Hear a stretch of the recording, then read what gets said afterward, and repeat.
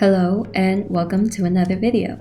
For those who have been here a while, you may have seen my self-portraits. For anyone new here, my name is Andrea and I've made 22 self-portraits so far, most having been made in the past 4-ish years. While I enjoy making all kinds of portraits, I wanted to talk a bit about why I make so many, as well as a little bit of the history of self-portraits. Firstly, I want to talk about convenience. When you're first learning about practicing how to draw people, it's great to have a reference, especially a live model if possible. I had a professor once say you will always have a model as long as you have yourself, and I clearly have held those words true. Whether it was practicing proportions or trying to form an idea into a final piece of work, it has always been convenient to use myself as a reference or model. Rather than scouring the internet to find something resembling my vision or getting a model to pose for me. I certainly wouldn't be the first person to use themselves as a model. Many artists can be seen inserting themselves into portraits, whether it be a portrait of others, depicting a biblical event, or simply creating a portrait of themselves. But how can I say if it was a portrait born out of convenience or the simple act of wanting to depict oneself?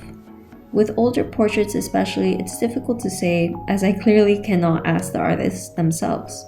If Caravaggio painted himself as Goliath, did he do it because he simply needed a model? Or did he do it because of how he felt after his own jailbreak? Did Rembrandt make 80+ self-portraits as a way to practice, to be remembered, or to simply sell more paintings? And where do women artists land in this discussion? I think a lot about them in the conversation of self-portraits being an act of convenience. I think back to the women of the Renaissance and even after, where men could attend art schools and draw from live models, whereas women learned anatomy by simply studying plaster casts. I think of Mary Cassatt, who painted scenes of life limited to her own access as a woman. She painted her sister, scenes of domesticity, and the public spaces she could enjoy. While her work isn't necessarily focused on self-portraits, it's still a matter of accessibility. And in a way, it resembles why I made so many drawings of myself in my early stages of self-portraits. I wasn't yet drawn to self-portraits as a form of storytelling, but rather the simple need of practice. But what about self-portraits that purposely serve as a record of the artists and their life? Which leads me to my second reason for making so many self-portraits: identity. While making a self-portrait, I spend hours upon hours looking at myself, understanding the planes, shadows, and highlights that make up my face. At the start of my journey, this felt like a form of exposure therapy. I'll be quite honest and say I never quite like looking at myself or having my picture taken. So you can imagine how big of a change this was for me.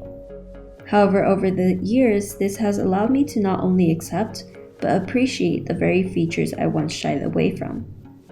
The act of creating a self-portrait is much deeper than the quick few seconds it may have taken me to snap a selfie. I truly had to sit with myself and come to terms with who I am. After this, many of my portraits evolved from accepting myself to taking up the space that I once shied away from. And it's there where you can find many other artists, such as Sarah Biffen, an artist known for her miniature artwork. Using a brush held between her teeth, she was a successful artist during a time where there would have been so much working against her. There's also artists like Evelyn Nicodemus, who explores her experiences as a woman, as well as other women's experiences. Danny Cancino, Judith Leyster, whose confident portrait has lived rent-free in my mind since I learned about it. Sophonisba Anguissola, who made many a self-portrait while it was still an uncommon practice. And these are just to name a few.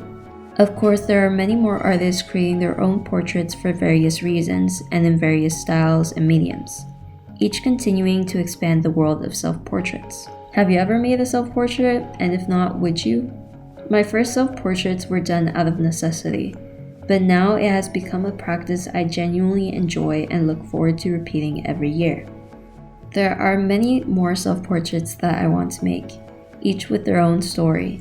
just as there are many more artists making their own portraits. I think the world of portraiture, and self-portraits especially, is such an incredible area to explore. And for those who are interested in learning some more, I've left a couple of links in the description of artists that I've mentioned. Thank you so much for watching the video, and I hope y'all enjoyed this. I'll see you in the next one. Bye!